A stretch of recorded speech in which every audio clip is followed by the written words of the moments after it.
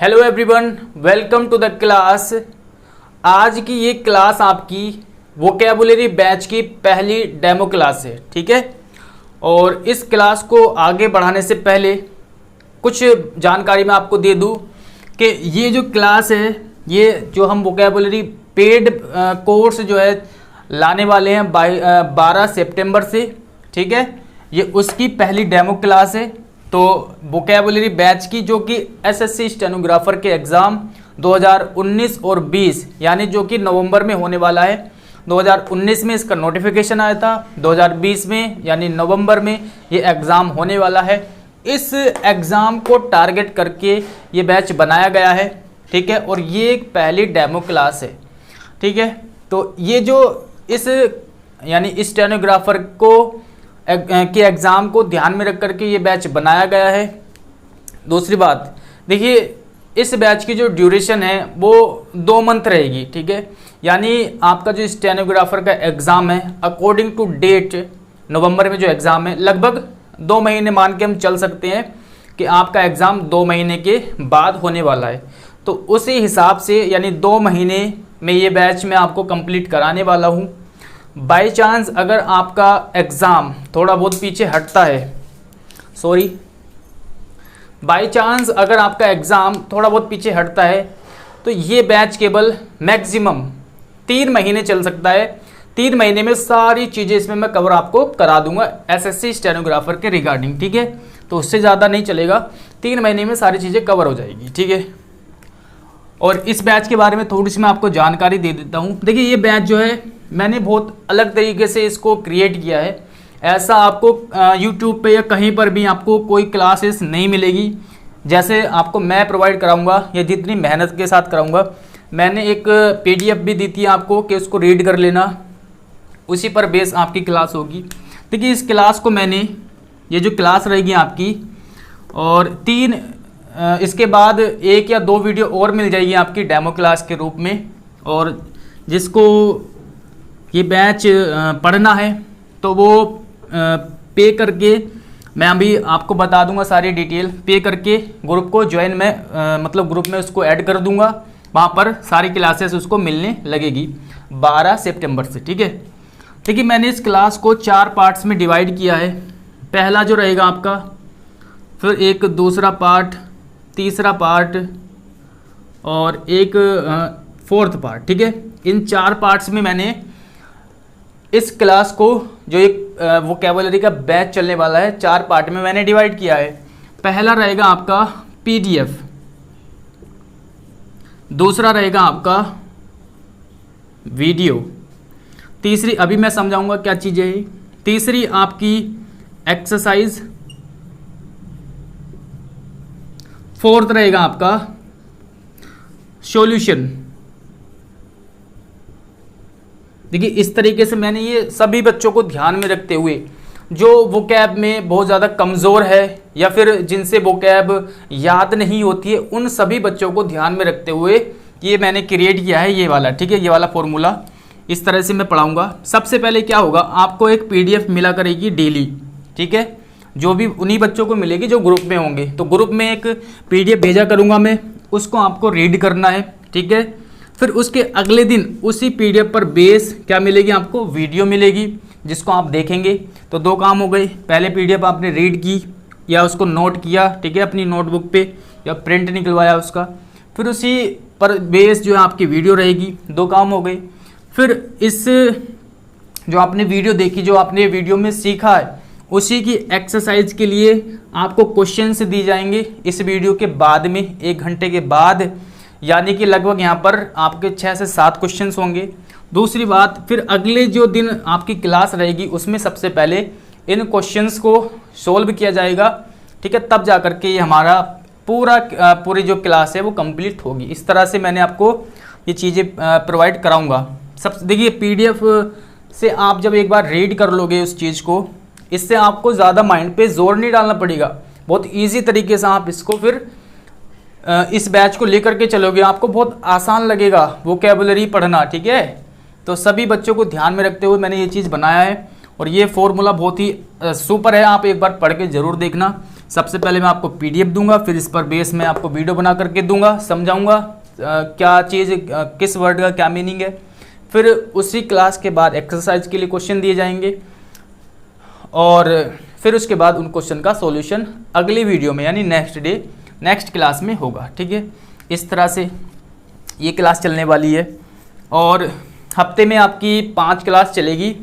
प्रत्येक क्लास आपकी 30 से 40 मिनट की मैंने रखी है, ज़्यादा लॉन्ग अभी हम वीडियो नहीं रखेंगे। ठीक है, और पे करने के लिए मैंने आपको बताया था कि ये नंबर है 9557760685। ठीक है, इस नंबर पे आप गूगल पे, फ़ोन पे या पेटीएम वगैरह किसी से भी आप पेमेंट कर सकते हो और पेमेंट मैंने आपको बताया था 200 रुपये पर मंथ। ठीक है, 200 रुपये पर मंथ,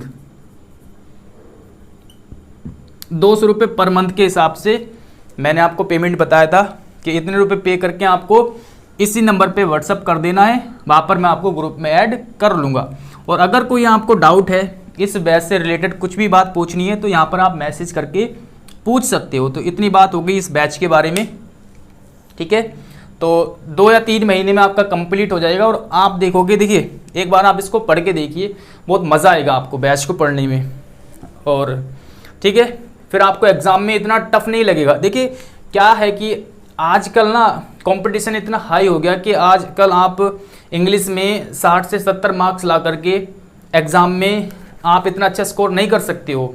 60 से 70 मार्क्स ला करके आप सिलेक्शन के इतने ज़्यादा चांसेस नहीं रहेंगे आपके। ये पहले होता था ऐसे, ठीक है, लेकिन आज के टाइम में आपको कम से कम 80 से 90 के आसपास, कम से कम मैं कहता हूँ कि 85 से 90 के आसपास आपके मार्क्स होने चाहिए इंग्लिश में। ठीक है, अगर आपको सिक्योर करनी अपनी मतलब श्योर करनी है आपकी सीट तो इतने मार्क्स आपको लेके आने पड़ेंगे। और अगर आप वोकैब में कमज़ोर हो, कहीं ना कहीं मार्क खा जाते हो वोकैब में, तो एक बार इस बैच को ज़रूर ज्वाइन करें मेरे कहने से। ठीक है, और ठीक है, तो ये डेमो क्लास देखने के बाद आप चाहो तो इसको पे कर सकते हो और ग्रुप में ऐड हो सकते हो। ठीक है, 12 तारीख से स्टार्ट होने वाला है बैच। अब हम क्लास के बारे में बात कर लेते हैं। ठीक है, 1 मिनट, चलिए अब हम क्लास के बारे में बात कर लेते हैं। ये थी हमारी इस बैच के बारे में जो कि मैंने थोड़ी सी इन्फॉर्मेशन दी है। चलिए, और पीडीएफ के लिए देखिए, हाँ जो पीडीएफ है वो मैंने नीचे डिस्क्रिप्शन में दे दी है, वहाँ से डाउनलोड कर लेना। वैसे मैंने कल उसको परसों पोस्ट किया था, ठीक है, ग्रुप में, और कल मैंने देखिए इस पर वीडियो भी बनाई थी, लेकिन वो वीडियो 1 घंटा 7 मिनट की वीडियो मैंने डेमो क्लास की ऑलरेडी बना दी थी, लेकिन वो चल नहीं पाई, पता नहीं क्या प्रॉब्लम आई, उसमें ओपन ही नहीं हुई वो फाइल, तो मैं दोबारा इसको बना रहा हूँ। ठीक है, और इस क्लास के बाद, इस क्लास को देखने के बाद आप एक्सरसाइज को सॉल्व करेंगे। उसमें मैंने अभी 5 क्वेश्चंस आपको दिए हैं। ठीक है, तो उन 5 क्वेश्चन को आप ज़रूर सॉल्व करेंगे और उसका लिंक भी आपको डिस्क्रिप्शन में मिल जाएगा। तो ज़रूर ये दोनों पीडीएफ और एक्सरसाइज की जो पीडीएफ है उसको, ये वाली पीडीएफ है, इसको आप डाउनलोड कर लेंगे टेलीग्राम से, और ये 2 पेज की पीडीएफ है और एक आपको मिल जाएगी अलग से किसकी, एक्सरसाइज की पीडीएफ। ठीक है, चलिए अब स्टार्ट करते हैं। हाँ, इसके बारे में थोड़ा सा बता देता हूँ कि इसमें क्या चीज़ है। सबसे पहले मैं आपको डिस्कस करूँगा वर्ड और उसके कितने एंटोनियम्स बन सकते हैं, कितने सिनोनियम्स, यानी क्या क्या सिनोनियम्स हो सकते हैं, क्या क्या एंटोनियम्स, ये चीज़ हम सबसे पहले डिस्कस करेंगे। फिर उसके बाद आगे देखोगे आप यहाँ पर लिखा हुआ मिलेगा प्रीवियस ईयर क्वेश्चंस। तो प्रीवियस ईयर के जो वर्ड मीनिंग पूछे गए हैं एग्जाम में वो मैंने लिए हैं, यहाँ पर 4 लिखे गए हैं। सबसे पहले मैंने वर्ड को लिखा है, फिर उसका सिनोनिम लिखा है, उसका मतलब लिखा है कि उसका मीनिंग क्या होता है, फिर उसके आगे एक सिनोनिम लिखा गया है, फिर उसके आगे एक एंटोनिम लिखा गया है, और उस एंटोनिम्स का मतलब क्या होता है वो भी मैंने यहाँ पर लिखा है। तो इस तरह से 4 वर्ड है।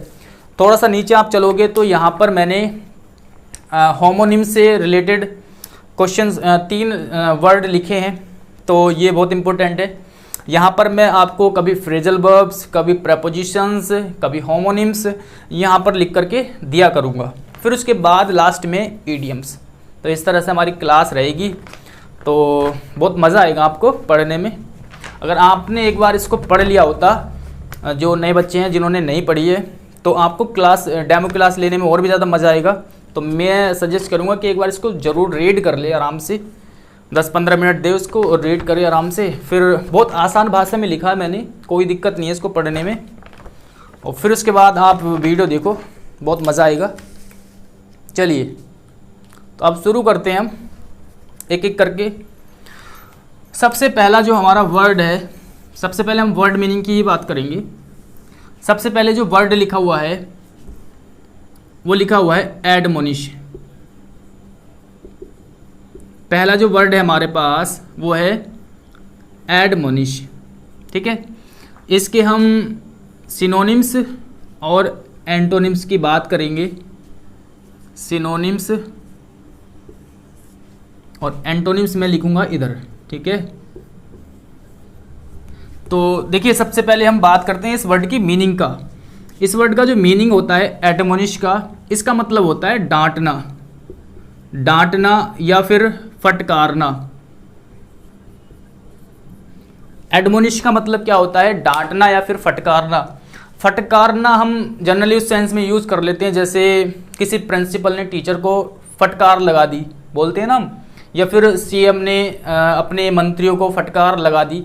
तो फटकारना और डांटना एक ही बात होती है, और ये हम यूज़ करते हैं एडमोनिश के रूप में। यानी एडमोनिश मतलब डांटना है फिर फटकारना। जैसे सपोज दैट मैं बोलूँ कि कोई बेबी है, कोई बच्चा है, वो अपनी मम्मी को परेशान कर रहा है, तो मैं कह सकता हूँ कि, और उसके मतलब अपनी मम्मी को परेशान कर रहा है वो, तो उसकी मम्मी ने उसको डांट दिया।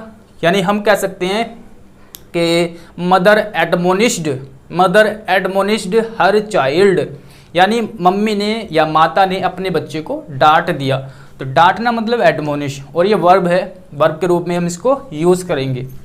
चलिए अब देख लेते हैं इसके सिनोनिम्स, फिर उसके बाद हम एंटोनिम्स की बात करेंगे। तो सिनोनिम्स यहाँ पर लिख देता हूँ मैं। सबसे पहला वर्ड है रेप्रीमेंड। पहला वर्ड मैंने लिखा है यहाँ पर रेप्रीमेंड। रेप्रीमेंड का मतलब भी क्या होता है? डांटना। दूसरा है स्कोल्ड। दूसरा वर्ड क्या है यहाँ पर? स्कोल्ड। स्कोल्ड का मतलब भी क्या होता है? डांटना। रेप्रीमेंड या स्कोल्ड या फिर एडमोनिश, तीनों का ही मतलब क्या होता है? डांटने से होता है। एक वर्ड मैं यहाँ पर लिखता हूँ आपके लिए, काफ़ी देखिए इंपॉर्टेंट वर्ड है जो मैं लिख रहा हूँ यहाँ पर, तो कोई भी इग्नोर नहीं करना है, कोई सा भी वर्ड अच्छे से ध्यान से पढ़ना है, ठीक है। एक वर्ड मैं यहाँ पर लिखता हूँ चेस्टाइज। क्या लिखा मैंने यहाँ पर? चेस्टाइज। चेस्टाइज का मतलब देखिए समझेंगे इसका मतलब क्या होता है। चेस्टाइज का मतलब यहाँ पर होता है कि किसी गलती के लिए, किसी को गलती के लिए डांटना या फिर उसको पीटना, ठीक है।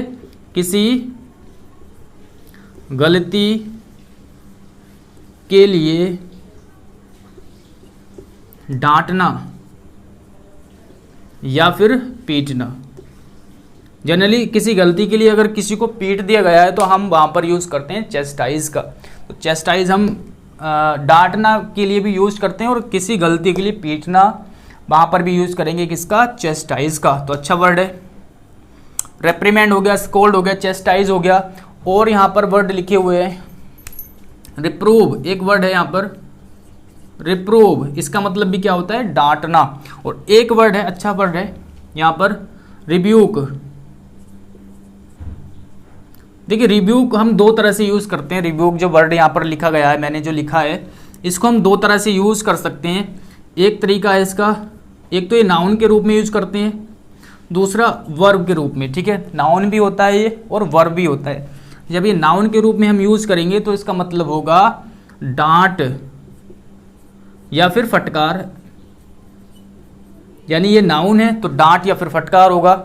और यहाँ पर भी हम इसको लगा देंगे, और यहाँ पर भी, ठीक है। तो जब ये रिब्यूक नाउन के रूप में हम यूज़ करेंगे तो इसका मतलब होगा डांट या फिर फटकार, और वर्ब के रूप में यूज़ करेंगे तो इसका मतलब हो जाएगा डांटना या फिर फटकारना, ठीक है।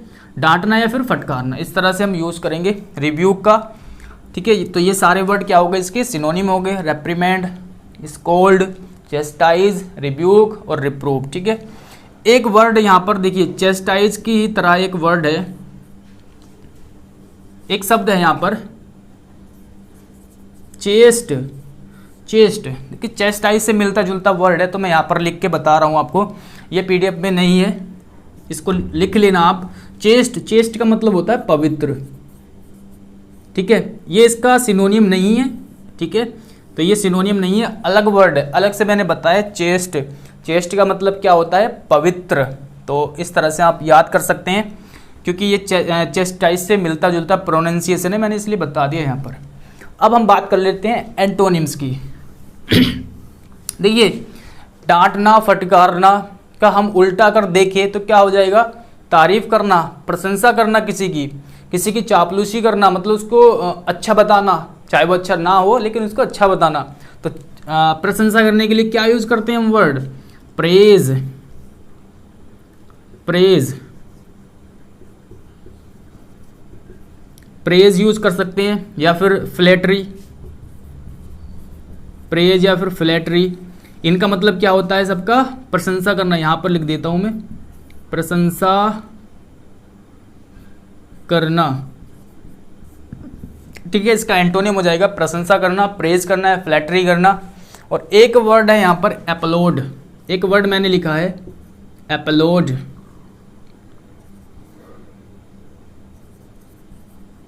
एक वर्ड मैंने यहां पर लिखा हुआ है, एक मिनट, एक वर्ड है यहां पर एप्लॉड, ठीक है, ये वाला वर्ड अच्छा वर्ड है, इसको देखेंगे। देखिए एप्लॉड का मतलब भी प्रशंसा करना होता है, लेकिन इसका मतलब होता है तालियां बजाकर, तालियां बजाकर प्रशंसा करना। तो ये अच्छा वर्ड है। एप्लॉड का मतलब होता है तालियां बजाकर प्रशंसा करना। जैसे आपने कहीं स्टेज पर या फिर कहीं पर, कहीं भीड़ में आपने कोई भाषण दिया, कोई लेक्चर दिया, तो लोग क्या करते हैं? तालियां बजा करके क्या करते हैं? स्वागत करते हैं, स्वागत नहीं सॉरी, प्रशंसा करते हैं कि बहुत अच्छा आपने स्पीच दी है, बहुत अच्छा आपने परफॉर्मेंस दिया है। तो एप्लॉड का मतलब होता है तालियां बजाकर प्रशंसा करना, ठीक है। और भी यहाँ पर वर्ड है कॉम्प्लीमेंट, एक शब्द है कॉम्प्लीमेंट। कॉम्प्लीमेंट देना मतलब किसी को अच्छा बताना। कॉम्प्लीमेंट का मतलब होता है किसी के बारे में अच्छा बोलना है, किसी को अच्छा बताना, उसको बोलते हैं कॉम्प्लीमेंट। तो यहां पर होता है किसी को अच्छा बोलना, अच्छा बोलना किसी को, उसको बोलते हैं कॉम्प्लीमेंट। किसी के बारे में अच्छा बोलना, किसी के बारे में अच्छा बताना, क्या होता है वो? कॉम्प्लीमेंट। और एक वर्ड मैंने यहां पर लिखा है, पीडीएफ में आपको मिल जाएगा, कॉम्प्लीमेंट से मिलता जुलता है, कॉम्प्लीमेंट, ठीक है, कॉम्प्लीमेंट। तो यहाँ पर जो है आई है, लेकिन यहाँ पर क्या है? ई है, तो अंतर है दोनों में। यहाँ पर आई है, यहाँ ई है। तो कॉम्प्लीमेंट इसका मतलब होता है अच्छा बताना, किसी के बारे में अच्छा बोलना। इसका मतलब होता है पूरक, सहायक। तो यहाँ पर दिख रहा होगा आपको, पूरक या फिर सहायक।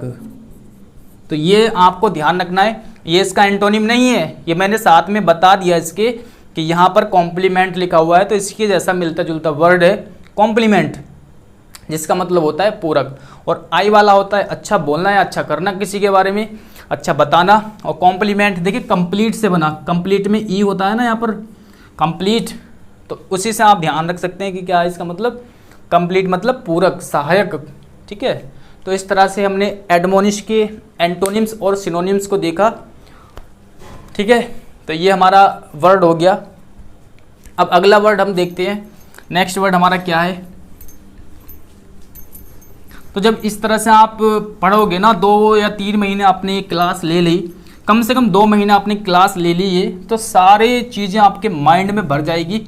और अगर आपने पीडीएफ को अच्छे से एक बार पढ़ा है तो आपको कोई दिक्कत नहीं आएगी। दोबारा आप एक बार रिवीजन कर लेंगे, इसको 1-2 बार रिवीजन हो जाएगा आपका, अभी प्रैक्टिस हो जाएगी। जो मैं आपको एक्सरसाइज के लिए क्वेश्चन दूंगा, तो 4 सीरीज में आपको ये क्लास लेके चल रहे हैं हम, तो कहीं ना कहीं जो है साथ में आपका रिवीजन होता रहेगा, तो बहुत आसान हो जाएगी, ठीक है। तो आपके लिए काफ़ी ज़्यादा इजी होने वाली है। 1 मिनट,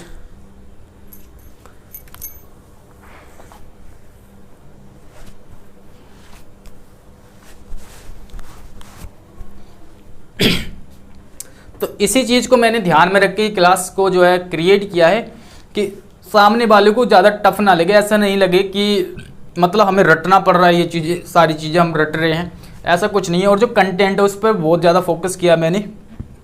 थोड़ा सा देखिए स्टार्टिंग है तो थोड़ा सा प्रॉब्लम हो सकती है, लाइटनिंग की प्रॉब्लम या फिर कैमरे को फेस करने की प्रॉब्लम, तो उस पर आप ध्यान मत देना, ठीक है। आपको सिर्फ पढ़ना है और कंटेंट पे भरोसा करना है। मुझे कम से कम 3 या 4 साल का एक्सपीरियंस है एसएससी स्टेनोग्राफर के एग्ज़ाम के रिगार्डिंग। तो आप कंटेंट पर बिल्कुल भरोसा करिए, आपको कोई दिक्कत नहीं आएगी, ठीक है। और काफ़ी टाइम से मैंने कलेक्ट किया है ये चीज़ें, बहुत सारी बुकों से निकाला है मैंने, मटेरियल इकट्ठा किया है। तो कंटेंट पे आप बिल्कुल भी शक नहीं करना, केवल आप कंटेंट पे ध्यान देना है, थोड़ा सा मैनेज कर सकते हो वीडियो को, ठीक है। अब आगे जो वर्ड है, एक शब्द यहाँ पर लिखा है मैंने, नेक्स्ट वर्ड है हमारा, पहला हो गया। इसके बाद है अबेंडन,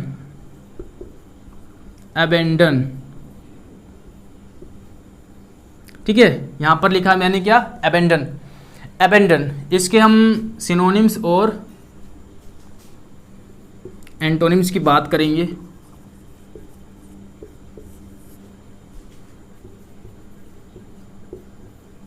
ठीक है, अबेंडन, ठीक है। क्या लिखा है मैंने यहाँ पर, अबेंडन। क्या लिखा है, अबेंडन का मतलब होता है छोड़ देना या किसी चीज का बहिष्कार करना या फिर त्याग देना। क्या करना, त्याग देना, या फिर बहिष्कार करने के लिए भी हम यूज करते हैं किसका, अबेंडन का। तो अबेंडन का मतलब क्या होता है, छोड़ देना या फिर त्याग देना, दैट इज क्या होता है, अबेंडन। तो अबेंडन का मतलब क्या होता है, छोड़ देना या फिर त्याग देना। एक वर्ड है अबंडेंट, तो उसको हम इससे आगे डिस्कस करेंगे। तो फिलहाल अभी आपको अबेंडन पे ध्यान देना है, इसकी स्पेलिंग यहाँ पर ध्यान देना है कि यहाँ पर क्या है, ABANDON, अबेंडन, ठीक है। तो इसका मतलब होता है छोड़ देना या फिर त्यागना। अब देखिए किस सेंस में छोड़ देना, जैसे 4-5 बातें मैं आपको बता रहा हूँ अबेंडन के रूप में। जैसे आप कहीं मार्केट गए अपनी बाइक लेकर के या अपने कोई भी वाहन लेकर के आप मार्केट गए और आपने अपनी बाइक को वहीं पर खड़ा कर दिया, ऐसे ही को खड़ा करके आप मार्केट में घूमने लगे, तो मैं कह सकता हूँ कि आपने अपनी बाइक को क्या कर दिया, वहीं पर आवारा तरीके से छोड़ दिया, ठीक है।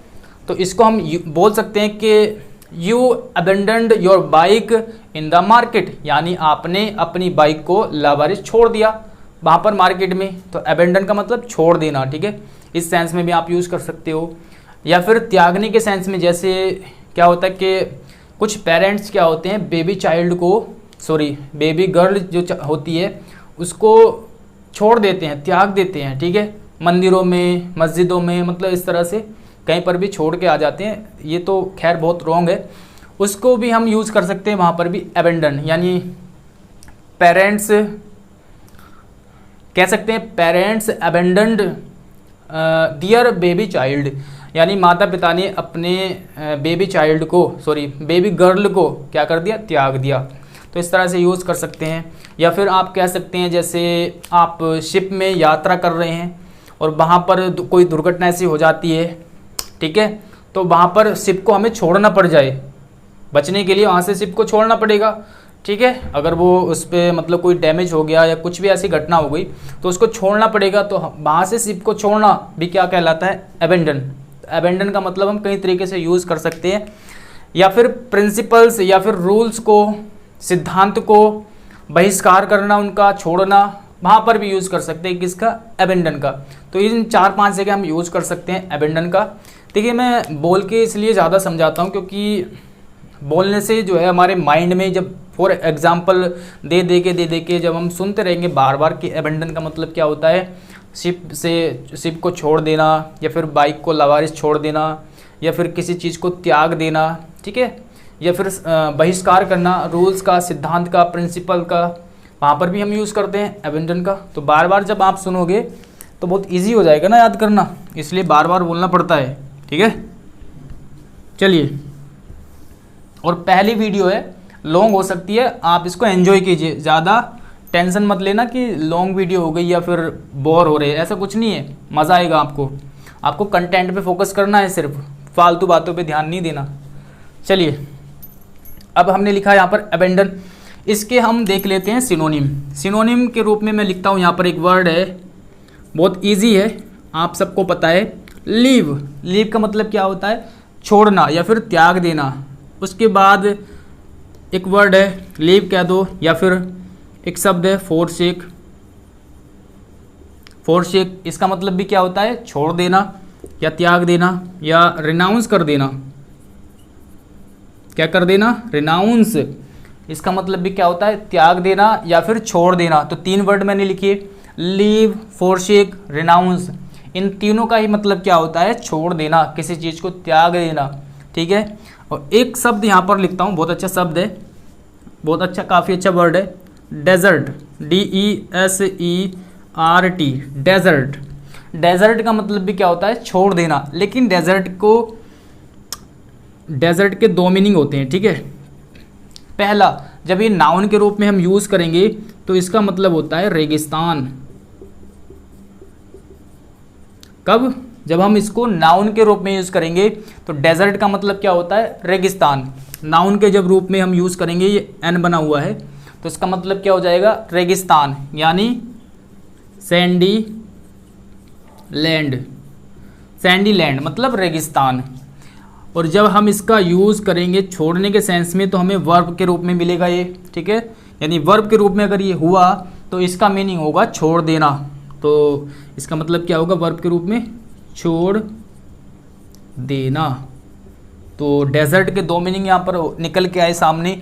जब ये नाउन होगा तो रेगिस्तान होगा, जब डेजर्ट का मतलब वर्ब से होगा तो ये होगा छोड़ देना। और एक इसी से मिलता हुआ वर्ड क्या है? डेसर्ट। एक वर्ड है, इसको भी डेजर्ट पढ़ सकते हैं हम, डेजर्ट। इसका मतलब होता है स्वीट डिश। स्वीट डिश यानी कि मिठाई। क्या होता है इसका मतलब? स्वीट डिश, या फिर बोल सकते हैं मिठाई। तो इसका मतलब क्या होता है? स्वीट डिश या मिठाई। इसी से मिलता जुलता वर्ड है। यहाँ पर क्या है? डबल एस है और यहाँ पर क्या है? सिंगल एस है।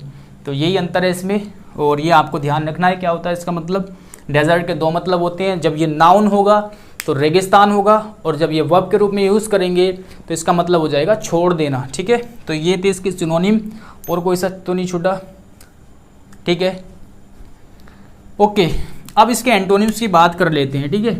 देखिए, एक तरफ क्या होता है? छोड़ देना या त्याग देना, तो दूसरा क्या हो जाएगा? किसी चीज़ को पकड़े रहना, किसी चीज़ को लगातार जो है अपने पास रखना, पकड़े रहना, उसको हम एंटोनिम्स में यहाँ पर लिखेंगे। जैसे पकड़े रहने के लिए हम यूज़ कर सकते हैं किसका? होल्ड का, या फिर हम कह सकते हैं कंटिन्यू। कंटिन्यू, ठीक है, होल्ड या फिर कंटिन्यू। और आगे कुछ और वर्ड है, जैसे कीप का यूज़ कर सकते हैं। कीप, कीप का मतलब भी क्या होता है? किसी चीज़ को पास में रखे रहना, कीप। ठीक है। Hold, continue, keep. तो ये 3 वर्ड हो गए। एक शब्द और है यहाँ पर, होल्ड का मतलब क्या होता है? पकड़ना। और जब हम कैच की बात करते हैं तो कैच का मतलब होता है, जो ये वाला कैच होता है,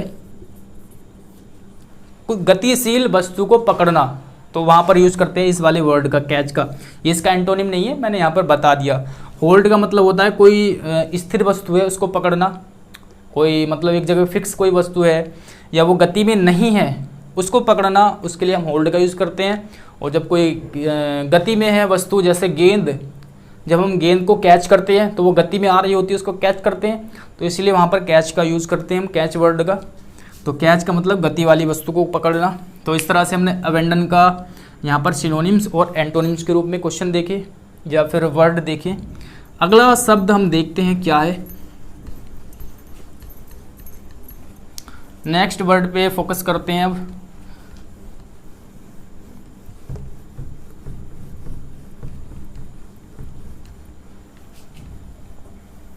चलिए,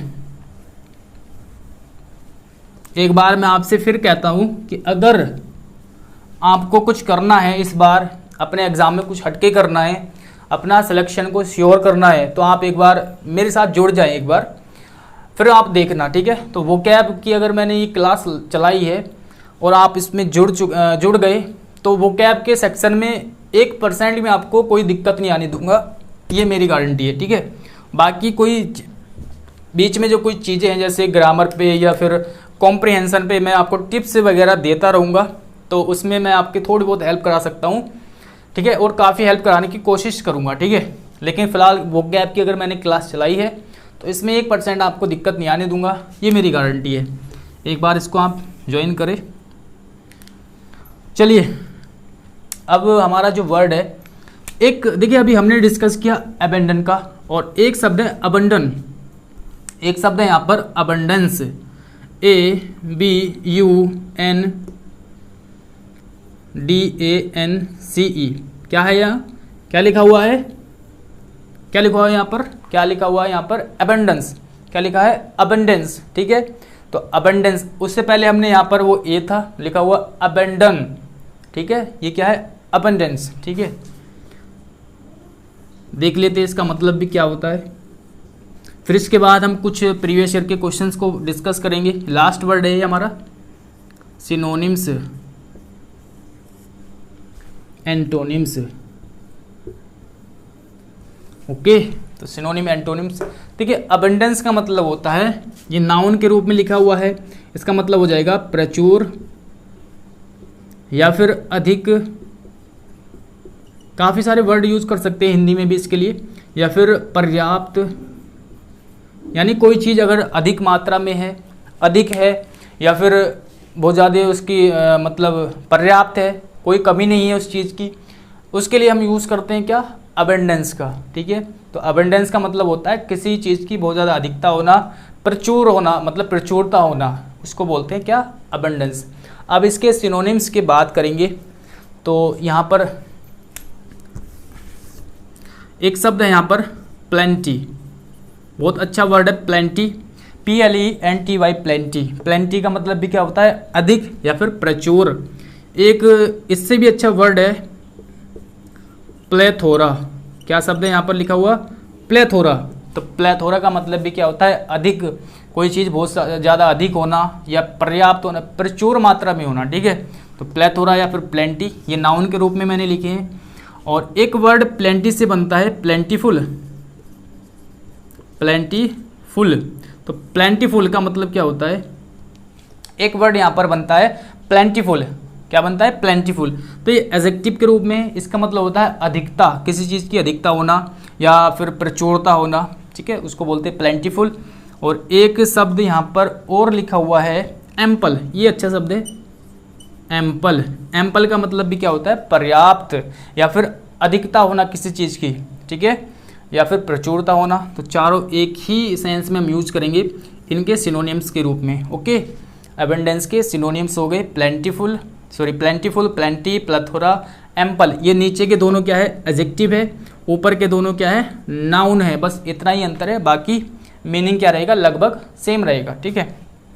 और अब एंटोनिम्स की बात कर लेते हैं। जैसे एंटोनिम्स में आपका एक वर्ड लिखा हुआ है यहाँ पर स्केयर सिटी, काफ़ी अच्छा वर्ड है। स्केयर सिटी का मतलब होता है कम, या फिर कह सकते हैं डर्थ, DEARTH डर्थ। तो इनका मतलब क्या होता है कम, कम होना।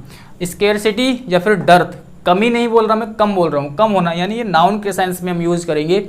और कमी की अगर बात करें तो ये एक शब्द आता है, एक शब्द है म्यग्र, ये वाला शब्द अच्छा है, एग्जाम में पूछा जा चुका है। म्यग्र, म्यग्र का मतलब होता है कम, कमी। तो ये एडजेक्टिव के रूप में हम यूज़ करते हैं, इसका मतलब क्या होता है कमी से होता है, यानी इसको बोलते हैं कमी। जैसे एडजेक्टिव के रूप में हम यूज़ करते हैं, जैसे सैलरी के रूप में यूज़ कर सकते हैं म्यग्र सैलरी, यानी कम वेतन। तो कुछ भी चीज़ अगर कम है एडजेक्टिव के रूप में हम इसको यूज़ कर सकते हैं। अगर किसी चीज़ को हमें कम बताना है तो म्यग्र का हम यूज़ करेंगे। और स्केर्सिटी डर्थ यानी कम, ये नाउन है और ये एडजेक्टिव है, ठीक है। चलिए, तो ये हमने 3 वर्ड को डिस्कस किया विद सिनोनिम्स, विद एंटोनिम्स के साथ। अब हम डिस्कस करेंगे आगे जो हमारा PDF में है वो है प्रीवियस ईयर के वर्ड मीनिंग। क्या है प्रीवियस ईयर के वर्ड मीनिंग। देखिए ये स्टार्टिंग की वीडियो थोड़ी सी लॉन्ग हो सकती है, क्यों? क्योंकि अभी मैं सारी चीज़ें आपको लिख करके बता रहा हूँ, क्योंकि सबके पास आपके पास ये पीडीएफ तो होगी नहीं, इसलिए मैं सबको लिख करके ये चीज़ें बता रहा हूँ। तो थोड़े बहुत जो लॉन्ग हो जाएगी वीडियो, कोई दिक्कत नहीं है। लेकिन जब आप बैच को ज्वाइन कर लोगे, बैच प्रॉपर तरीके से चलने लगेगा, तब क्या होगा, जो इम्पोर्टेंट चीज़ें हैं वो बता करके और जो लिखी हुई चीज़ है वो समझा करके हम आगे बढ़ जाएंगे, तो बहुत मज़ा आएगा। चलिए इसको मैं रख देता हूँ। चलिए अब हम यहाँ से स्टार्ट करते हैं। जो प्रीवियस ईयर के वर्ड है, हेडिंग डालने की कोई ज़रूरत नहीं है, इस पर लिखा हुआ है पीडीएफ पे ऑलरेडी। पहला जो वर्ड है, पहला शब्द है हमारा वैनिटी। एक मिनट, पहला शब्द क्या लिखा मैंने यहाँ पर, वैनिटी। पहला शब्द क्या है, वैनिटी। इसका मतलब होता है घमंड, घमंड या फिर अहंकार, घमंड या फिर अहंकार। उसके लिए हम यूज़ करते हैं क्या, वैनिटी। यानी वैनिटी का मीनिंग क्या होता है, घमंड या फिर अहंकार। पहले मैं वर्ड लिखूंगा, फिर उसके बाद सिनोनिम्स, फिर उसके बाद एंटोनिम्स और उसके बाद एंटोनिम्स का मीनिंग। तो यहाँ पर मैंने वैनिटी लिखा, फिर उसके बाद हम लिखेंगे सिनोनिम्स। इसका सिनोनिम्स क्या हो सकता है, तो यहाँ पर लिखा हुआ है एरोगेंस। एरोगेंस, एरोगेंस का मतलब क्या होता है, घमंड। और इसके एंटोनिम्स की अगर बात करें तो यहाँ पर लिखा है ह्यूमिलिटी। और ह्यूमिलिटी का मतलब होता है विनम्रता। यानी ह्यूमिलिटी मतलब हमेशा दूसरों के बारे में अच्छा सोचना, कोई मतलब ज़्यादा घमंड ना दिखाना, अपने मर्यादा में रहना, दूसरों का भला करते रहना, उसको ह्यूमिलिटी के सेंस में हम यूज़ करते हैं। और इसका मतलब मैं लिख देता हूँ यहाँ पर विनम्रता। दिख रहा होगा या फिर मैंने बोल ही दिया है, तो आप अगर नहीं भी दिख रहा उधर तो आप लिख सकते हैं, ठीक है, विनम्रता। और आगे देखते हैं दूसरा वर्ड क्या लिखा हुआ है। तो वैनिटी लिखा और इसका सिनोनिम क्या हो गया, एरोगेंस यानी घमंड। और ह्यूमिलिटी इसका एंटोनिम्स हो जाएगा विनम्रता। घमंड का उल्टा क्या हो जाएगा, विनम्रता, शांत स्वभाव वाला, ठीक है। एक शब्द यहाँ पर लिखा हुआ है रिसेप्टिकल, रिसेप्टेकल, ठीक है, यह रिसेप्टिकल, रिसेप्टिकल यहाँ पर लिखा हुआ है। इसका मतलब क्या होता है, रिसेप्टिकल का मतलब होता है पात्र धारक। क्या होता है, पात्र धारक या फिर गोदाम। क्या होता है, गोदाम कह सकते हैं या फिर पात्र धारक। यानी जिस कोई ऐसी चीज़ जिसमें सामान रखा जाता हो उसको बोलते हैं पात्र धारक या फिर गोदाम। जैसे घरों में बक्सा होता है, उसमें सामान रखते हैं तो वो क्या है, रिसेप्टिकल बोल सकते हैं। या फिर गोदाम में सामान रखा जाता है तो उसको क्या बोलते हैं, रिसेप्टिकल कह सकते हैं। या फिर कह सकते हैं आप इसको सिनोनिम के रूप में कंटेनर। कंटेनर का आप यूज़ कर सकते हैं। एक वर्ड है यहाँ पर कंटेनर, ठीक है, तो कंटेनर का यूज़ कर सकते हैं सिनोनिम के रूप में। और अगर मैं इसके एंटोनिम्स की बात करूँ तो कह सकते हैं होल्ड। होल्ड भी एक तरीके से इसका एंटोनिम मान सकते हैं। होल्ड का मतलब छिद्रित, हिंदी भी लिख देता हूँ यहाँ पर, छिद्रित, ठीक है। होल्ड मतलब छिद्रित, यानी एक चीज़ है, जो चीज़ मतलब कंटेनर है उसमें कोई सामान रखा जा रहा है, अगर कोई चीज़ होल्ड होगी यानी उसमें से आर पार, जैसे पाइप होता है वो क्या होता है, आर पार उसमें दिखता है, तो उसमें क्या सामान रख सकते हैं कि हम, बिल्कुल नहीं रखा जा सकता। तो होल्ड मतलब इसका एंटोनिम के रूप में यूज़ कर सकते हो। थर्ड वर्ड हमारा रहेगा टर्मिनेट। क्या लिखा है यहाँ पर, क्या लिखा है, टर्मिनेट। क्या लिखा है यहाँ पर, टर्मिनेट। टर्मिनेट का मतलब होता है समाप्त करना। क्या होता है इसका मतलब, समाप्त कर देना, समाप्त कर देना। क्या होता है टर्मिनेट का मतलब, समाप्त कर देना। किस चीज़ को, अपनी सर्विस को समाप्त कर देना, कार्य को समाप्त कर देना, उसके लिए हम यूज़ करते हैं किसका, टर्मिनेट का। इसके सिनोनिम की अगर बात करें तो सिनोनिम हो जाएगा फिनिश। फिनिश कर देना, कार्य को, सर्विस को, किसी भी चीज़ को फिनिश करना, वहाँ पर आ जाएगा टर्मिनेट। एक अच्छा वर्ड है रिपील। इसको आप याद रखेंगे कि रिपील का मतलब भी क्या होता है, समाप्त कर देना, ठीक है, पूरा कर देना, समाप्त कर देना, यानी टर्मिनेट कर देना, ठीक है। और इसके एंटोनिम को देख लेते हैं। एंटोनिम में लिखा है यहाँ पर कमेंस। कमेंस का मतलब होता है प्रारंभ करना, और अगर आपने जो मैंने आपको 2019 के एंटोनिम सिनोनिम सॉल्व कराए हैं स्टेनोग्राफर के, तो उसमें ये वर्ड पूछा गया था। कमेंस के का शायद सिनोनिम या एंटोनिम के रूप में पूछा गया था। तो देखिए यहाँ पर ये वर्ड आपको मिल गया। तो इस तरह से काफ़ी वर्ड जो है आपको एग्ज़ाम में देखने को मिलेंगे। कोई ऐसी बात नहीं है कि आपको ये बैच ज्वाइन करने के बाद पछतावा हो, या ऐसा कुछ नहीं है। कंटेंट मुझे 3-4 साल का एक्सपीरियंस है अच्छा खासा। एक बार आप इसको पढ़ करके देखें, और 2 महीने कोई ज़्यादा नहीं है।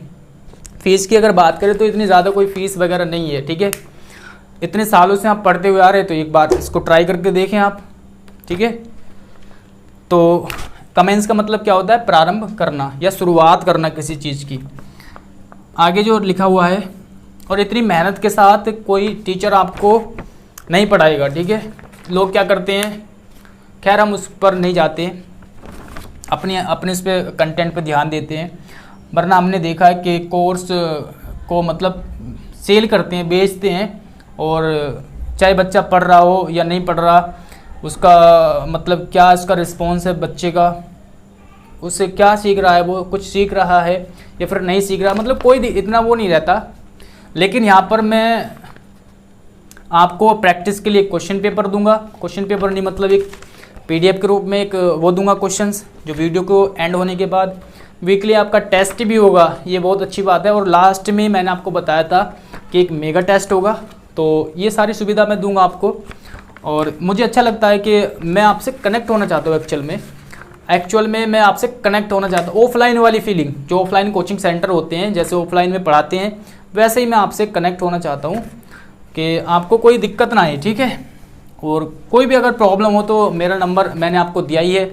एक बार मैं फिर से लिख देता हूँ यहाँ पर, 9555776065 9557760685। ये मेरा नंबर है। इस पर मैसेज करके आप कुछ भी चीज़, अगर कोई भी आपको प्रॉब्लम है, कोई भी समस्या है, तो इस नंबर पे आप मैसेज करके, या हो सके तो मैसेज ही करना। कॉल मैं ज़्यादातर उठा नहीं पाऊँगा, ठीक है, क्योंकि बिजी रहता हूँ, जॉब में बिजी रहता हूँ। तो कॉल हो सके तो मैसेज ही करना, ठीक है, इस नंबर पे। और इसी नंबर पे आपको पे भी करना है, ठीक है। अगर आप कोर्स को परचेज़ करते हैं तो यहीं पे करना है, और स्क्रीनशॉट लेकर के यहाँ पर मैसेज कर देना है, स्क्रीनशॉट को भेज देना है। चलिए आगे बढ़ते हैं। अगला जो वर्ड है लिखा हुआ है वो है एडवर्सिटी। क्या लिखा हुआ है? एडवर्सिटी। एडवर्सिटी क्या लिखा हुआ है यहाँ पर? एडवर्सिटी। एडवर्सिटी का मतलब होता है दुख भरा समय या फिर विपत्ति। विपत्ति का मतलब क्या होता है? दुख भरा समय, यानी दुख भरा कह सकते हैं हम। क्या दुख भरा? यानी समय, दुख भरा टाइम, बुरा समय, बहुत ज़्यादा हालत ख़राब हो जाना, एडवर्सिटी, ठीक है। और इसके सिनोनिम की अगर बात करें तो क्या हो जाएगा सिनोनिम? मिसफॉर्चून। मिसफॉर्चून क्या है यहाँ पर लिखा हुआ? मिसफॉर्चून। तो एडवर्सिटी कह दो या फिर मिसफॉर्चून कह दो, या कैलेमिटी, वो अलग सेंस में हम यूज़ कर सकते हैं। चलिए इसके एंटोनिम की अगर बात करें तो एंटोनिम में लिखा हुआ है यहाँ पर प्रोस्पेरिटी। प्रोस्पेरिटी, प्रोस्पेरिटी का मतलब होता है समृद्धि, ठीक है। क्या होता है? सुख, सुख या समृद्धि, या फिर सुख, ठीक है। सुख का समय या फिर समृद्धि, उसको बोलते हैं प्रोस्पेरिटी। तो इस तरह से हमने देखे प्रीवियस ईयर के क्वेश्चंस। अब हम डिस्कस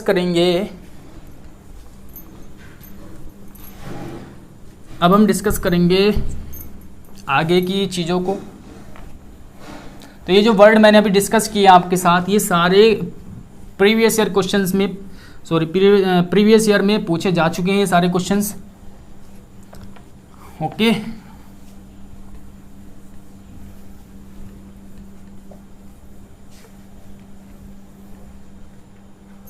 चलिए आगे देखिए, मैंने 3 वर्ड लिखे हैं यहाँ पर। एक शब्द है यहाँ पर लिखा हुआ है, पहला है ऑल्टरेशन। क्या है लिखा हुआ? ऑल्टरेशन। दूसरा है ऑल्टरकेशन। तीसरा है यहाँ पर एलिटरेशन। क्या है? एलिट्रेशन। क्या है यहाँ पर लिखा हुआ है? एलिट्रेशन। पहला है ऑल्टरेशन, दूसरा है ऑल्टरकेशन, तीसरा है एलिट्रेशन। इनको अच्छे से ध्यान से पढ़ना है। ये मैंने क्वेश्चन दिया है आपको एक्सरसाइज में, तो उसको सॉल्व करना है, ध्यान से इसका मीनिंग याद करना है आपको। देखिए ऑल्टरेशन की अगर बात करें तो इसका मतलब होता है, ऑल्टरेशन का मतलब होता है थोड़ा बदलाव या फिर थोड़ा परिवर्तन करना, थोड़ा बदलाव या फिर परिवर्तन, थोड़ा बदलाव या फिर परिवर्तन, उसको बोलते हैं ऑल्टरेशन। क्या बोलते हैं? ऑल्टरेशन। अगला हमारा शब्द है ऑल्टरकेशन। ऑल्टरकेशन का मतलब होता है झगड़ना, झगड़ना, या झगड़ा बोल सकते हैं, झगड़ा, या फिर कह सकते हैं विवाद। ऑल्टरकेशन का मतलब होता है झगड़ा या फिर विवाद। तो ऑल्टरकेशन मतलब झगड़ा या विवाद। और एक है शब्द यहाँ पर एलिट्रेशन। तो एलिट्रेशन का मतलब होता है अनुप्रास। एलिट्रेशन का मतलब क्या होता है? अनुप्रास। अनुप्रास अलंकार आपने पढ़ा होगा। एलिट्रेशन यानी अनुप्रास का मतलब होता है चीज़ों का बार बार रिपीट होना। तो अनुप्रास अलंकार जब आपने पढ़ा होगा हिंदी में, तो वहाँ पर क्या होते हैं, जो अक्षर होते हैं वो बार बार रिपीट होते हैं, यानी बार बार रिपीट होने को बोलते हैं अनुप्रास। तो ये तीन वर्ड थे। ऑल्टरेशन जिसका मतलब होता है बदलाव करना या परिवर्तन करना, ऑल्टरकेशन जिसका मतलब होता है झगड़ा या फिर विवाद, और एक वर्ड यहाँ पर लिखा है एलिट्रेशन जिसका मतलब होता है अनुप्रास। ठीक है, यानी रिपीट होना चीज़ों का, उसको बोलते हैं एलिट्रेशन। चलिए अब हमारे लास्ट में आते हैं ईडियम्स। क्या आते हैं लास्ट में? ईडियम्स। एक मिनट रुकेंगे।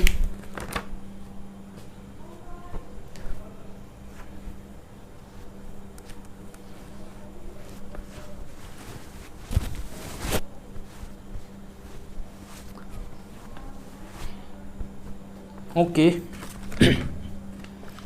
चलिए अब लास्ट में हम यूज़ करेंगे, पढ़ेंगे ईडियम्स को। ठीक है, तो मैं पहले 4-5 ईडियम्स को लिख देता हूँ एक बार में। पहला है हमारा, ध्यान से सुनते रहना है जो मैं लिख रहा हूँ। ठीक है, सुनना भी है और देखना भी है। By fits, by fits and start, by fits and start पहला है।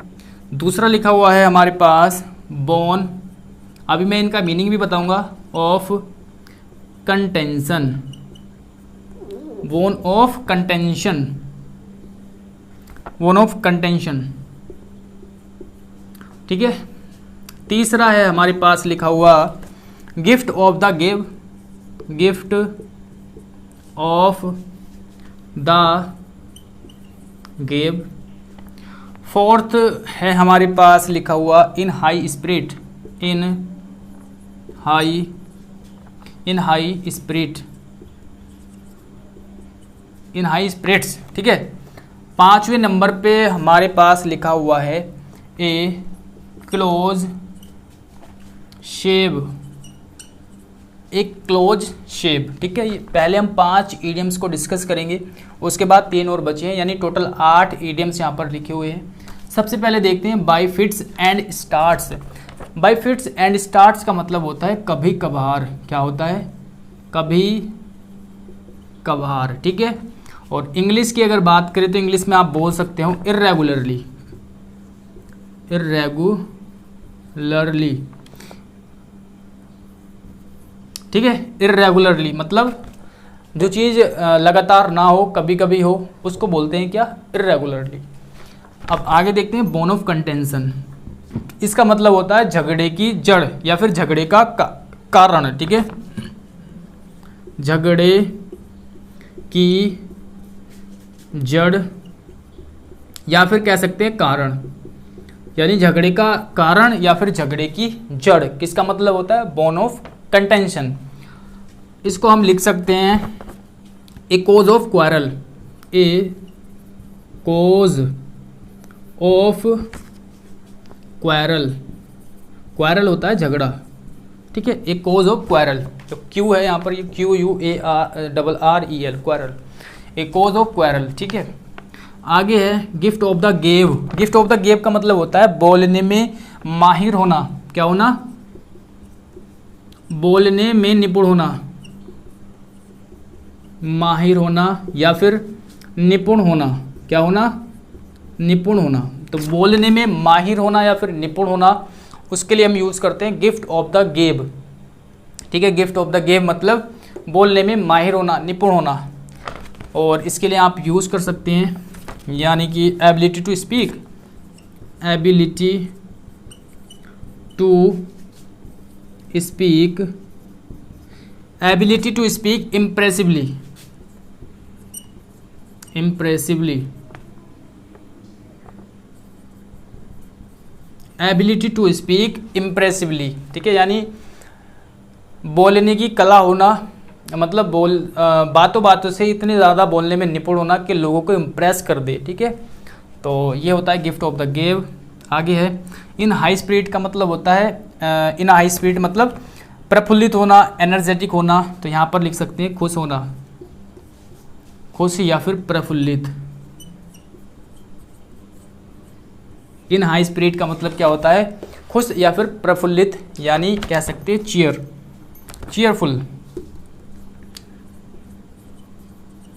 ठीक है, तो इसका मतलब होता है चीयरफुल का मतलब खुश होना, यानी एडजेक्टिव है, खुश होना या प्रफुल्लित होना, चीयरफुल। ठीक है, एक क्लोज सेव यहाँ पर लिखा हुआ है। एक क्लोज सेव का मतलब होता है बाल बाल बचना दुर्घटना से।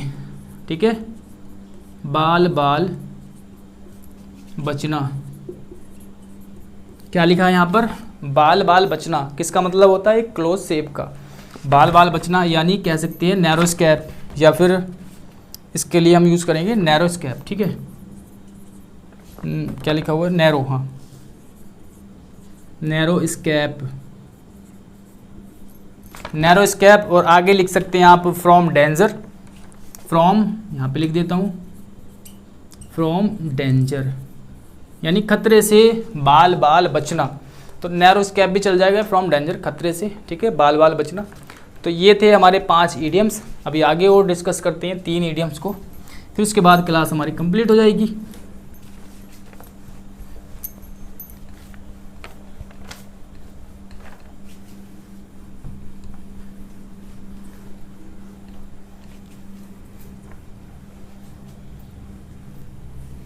ओके, चलिए आगे है हमारा 6 नंबर पर लिखा हुआ है grease anybody's palm, grease anybody's palm. ठीक है, 7 नंबर पर देखते हैं क्या लिखा हुआ है। लेट डाउन दियर आर्म्स, लेट डाउन दियर आर्म्स। ठीक है, आगे हमारा 8वें नंबर पर लिखा हुआ है a man of letters, a man of letters. ठीक है, a man of letters, LETTERS, letters. ठीक है, सबसे पहले देखते हैं इसका मतलब क्या होता है। ग्रीज एनीबडीज पाम का मतलब होता है ब्राइब, यानी कि रिश्वत देना या घूस देना, घूस या रिश्वत,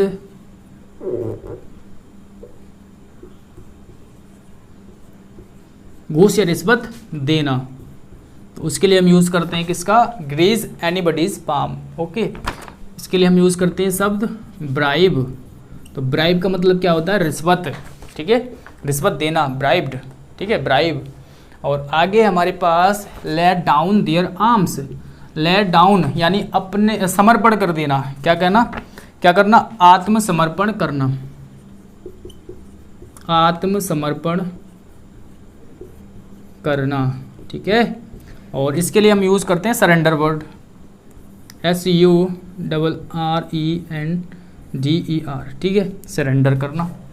ओके, लास्ट हमारा इडियम्स है ए मैन ऑफ लेटर्स, विद्वान कह सकते हैं इसको हम। क्या होना? विद्वान होना। क्या होना? विद्वान person. A man of letters मतलब जो बहुत ज़्यादा ज्ञानी व्यक्ति हो या विद्वान हो। ज्ञानी लिख दो यहाँ पर, ठीक है, ज्ञानी या फिर विद्वान व्यक्ति। ओके, इसके लिए आप यूज कर सकते हैं प्रोफिशिएंट इन, किस चीज में, मतलब कलाकार होना किस चीज में, लिटरेट में, ठीक है, LITE लिटरी, एक मिनट, लिटरेटरी, ठीक है, आर्ट। तो लिटरेटरी आर्ट मतलब साहित्य के रूप में हम यूज करते हैं ज़्यादातर इस वर्ड को, यानी कोई व्यक्ति बहुत ज़्यादा विद्वान होना, ज्ञानी होना, वहाँ पर यूज़ करते हैं ए मैन ऑफ कंटेंशन, ठीक है, लिटरेटरी, ठीक है, लिटरेटरी। तो इस प्रकार से हमने यहाँ पर 8 इडियम्स को डिस्कस किया। उससे पहले हमने सारी चीज़ों को डिस्कस किया। आई होप कि ये क्लास आपको पसंद आई होगी और थोड़ा बहुत इसमें चेंजेस मैं करता रहूँगा। अभी स्टार्टिंग है तो थोड़े बहुत चेंजेस आपको डेली इम्प्रूवमेंट इसमें देखने को मिलेगा, ठीक है। तो आई होप कि आपको समझ आया होगा और चलिए मिलते हैं नेक्स्ट वीडियो में। Thanks for watching.